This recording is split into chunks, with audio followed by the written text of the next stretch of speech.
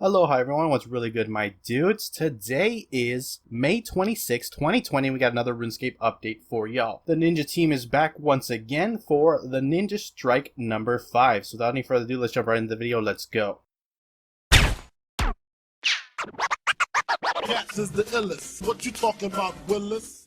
Alright guys, before we get started, I just want to say that the Ninja team is actually growing. They've added on 4 new members to the Ninja team: Mods Chaos E, K9, Shogun, and Timbo. So they'll be joining the Ninja team, and it looks like we're going to have even more frequent Ninja Strikes, or at least more impactful going forward, which is great. They've been coming out these fairly frequently, so I'm excited to see what more they're going to do with the larger team. Before we jump into what the Ninjas have done, I just want to mention that the iOS closed beta has 2 more waves of entries coming out tomorrow. That is Wednesday 27th at 10 o'clock BST. There will be an additional 2,000 slots, so make sure you're ready tomorrow to get in on those slots. If you do not make it in that window, 7 hours later at 1700 BST on the same day, Wednesday the 27th, an additional 2,000 slots will become available for you to hop on the OS closed beta. So once again, jot that down: tomorrow at either 10 o'clock or 17 o'clock BST for a total of 4,000 available slots. That said, we're going to look at the patch notes and see what the Ninjas have done with today's update. First off, boss instances. Join and rejoin last instance options have been added to the right click and long press menus on boss instance entrances. Custom encounter and enter encounter options have been added to various bosses. They've resolved an issue where players could rejoin Nax Angel of Death instance which had already ended and were forced to log out in order to leave. Moving on to some interface changes. Search bars have been added to animations, titles, appearances, and pet tabs in the customization interface. A new all category has been added to the customization interface, which will list all items. This new category will now be the default. 14 previously discontinued titles have been hidden on the titles interface for players who do not own them previously. The quest list can now be sorted from both A through Z and Z through A. And they've resolved a bug that required players to click twice on the Grand Exchange interface after selecting an item from a search. Moving on to more general ninja fixes, the Desert Phoenix can now be continuously auto-pickpocketed as a reward for completing the hard desert achievements. The Doomsayer will now issue a warning about the Araxor boss fights. The Ranch Out of Time music track now unlocks properly when the player enters the area, and fixed an issue where text regarding anima gain in the Shadow Worlds wasn't showing the correct translation on non-English worlds. Moving on to the archaeology skill, some changes that they have made is material caches with the quest requirements have had these requirements clarified in the skill guide. They removed the check finding options from the archaeology research table as the manage research notes option rendered it redundant. The fortune perk now prioritizes sending archaeology materials to the material storage over the bank. A wandering NPC took a wrong turn at Lumbridge Market, found himself at Stormguard, and this has been dealt with. Moving on to fixes for archaeology, fixed an issue where the perks Refined 4, Tinker 4, and Rapid 4 were not activating as often as they should. Fixed an incorrect message that displayed when withdrawing from archaeology material storage with a full inventory. Fixed an issue where an NPC was repeating the wrong dialogue after completing the Vault of Shadows mystery. Fixed an issue that was causing the Spear of Annihilation to be held incorrectly if it was fully depleted while equipped. Moving on to mobile changes, you can now toggle proximity entity highlighting on mobile on and off via the game settings menu. Updated the wording of multiple settings and added checkbox to improve user flow. Options on the gameplay settings menu have been divided into more refined subcategories for easy navigation. Improve the Revolution combat icon in the Revolution action bar in the Powers UI. The icon, which was previously non-interactive, can now be tapped to toggle between Revolution combat and full manual combat. Pressing and holding the icon will provide more information. A couple of fixes to mobile. They fixed an issue where the bottom row of the backpack could be cut off on certain mobile devices, and fixed multiple text overlays on the skill interface in several languages. Moving on to other changes, the charity partner representatives will be leaving Gielinor on the 30th to continue their good work elsewhere. Jagus says they're grateful for their support and hope to welcome them back in future events. The Spooky Blindfold head override will now appear correctly on the chat head. Starting Fairy Tale 2 Kira Queen will now set the quest to improv progress as expected. The drops window will no longer open when using the area loot keybind. While attacking other NPCs, NPC melee damage was appearing with black font rather than white. This has been changed and should be easier to read. And finally, some other fixes. They fixed some scrolling issues on the player-owned ports interface. Players are no longer able to attack through a wall in the Ravenous Ghouls area, and they've resolved an issue that was causing crashes when opening the Anvil interface while dungeoneering on a free-to-play world. That is it for your patch notes. Links to everything discussed in this video will be down in the description below. Head on over there to check them out if you wish to do so. With that, I'm gonna wrap up the video. If you have enjoyed it, hit that like button. If you're not subscribed and you want to stay up to date on all things RuneScape related, then hit that subscribe button. Anyways, I appreciate you watching. I am out. Aloha.